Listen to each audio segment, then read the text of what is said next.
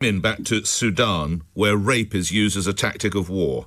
You'd be comfortable with that? And regrettably, some of these illegal migrants who have come to this country have raped British women and British girls. And the role of a British government is to defend the British people. Sometimes you have to do business with people you may not like.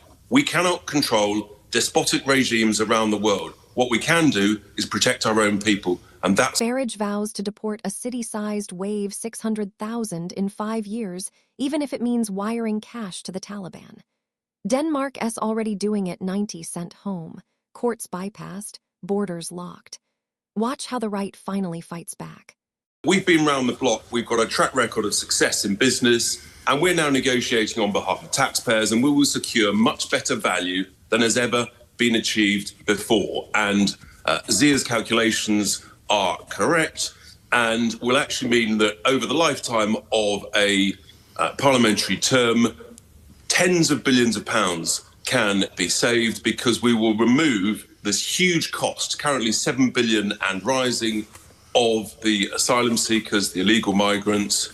And it's all part of our plans to deter people and to detain and deport people. And to do that, we need to leave the European Convention on Human Rights, we need to scrap the Human Rights Act, and we need to suspend for a 5-year period with a sunset clause international treaties such as the 80-year-old UN Convention on the UN 1951 Convention. Mr. Tice, how comfortable would you be with the British government giving money to countries such as Iran, Sudan, or to the terrorists of the Taliban?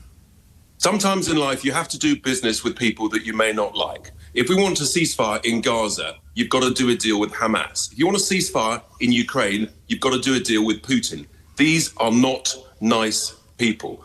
But leadership is about taking difficult decisions, and I repeat the point. The role of the British government is to protect our sovereignty, our borders, and to ensure the safety of our women and girls. And that's why people are so angry about this, and that's why we're leading in the polls. It is reported that for each person currently deported, it takes 4 security guards, 4 whatever you want to call them, per person. So where are you going to get the additional staff from? We will engage the appropriate staff, we will detain... And this is all priced in, is it, Mr. Tice, into this £10 billion Zia's good at maths plan?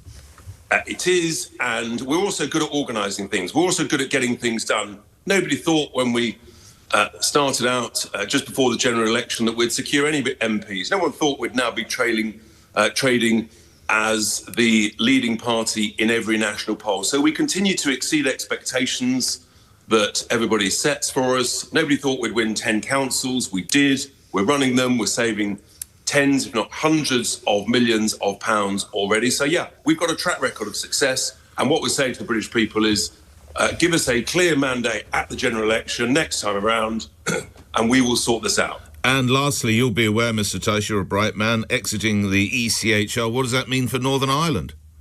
What it means for Northern Ireland, which has the Good Friday Agreement from 1998, let's be really clear about this. That says that Northern Ireland legislation ultimately can be subject to the ECHR. It does not say that the United Kingdom must remain in the ECHR. And discussions I've had with barristers, the UK can leave the ECHR whilst still complying with the Good Friday Agreement. It'd be a protracted business, though, Mr. Tice. You must accept that. It's not going to happen overnight. Nothing's perfect. No one's saying it's easy. But the reality is that we have got an emergency in this crisis. We've had 50,000 illegal migrants have crossed the Channel since Labour were elected to power. And that's about 40 to 50% higher than a year previously. If we don't do something, if we don't set a course of serious, radical change, then this problem is going to get worse, and the British people will not put up with it. Well, I hear you, but you're happy to send women back to Sudan, where rape is used as a tactic of war. You'd be comfortable with that? And regrettably, some of these illegal migrants who have come to this country have raped British women and British girls. And the role of a British government is to defend the British people. Sometimes you have to do business with people you may not like. We cannot control despotic regimes around the world. What we can do is protect our own people. And that's what a Nigel Farage-led government promises to do. The first thing I want every listener to grasp is that what we are hearing from Richard Tice is not some wild fantasy cooked up in a basement. It is the only serious response left on the table once you strip away the polite lies that have paralyzed Westminster for 15 years. Labour, the Tories, the Lib Dems, and the SNP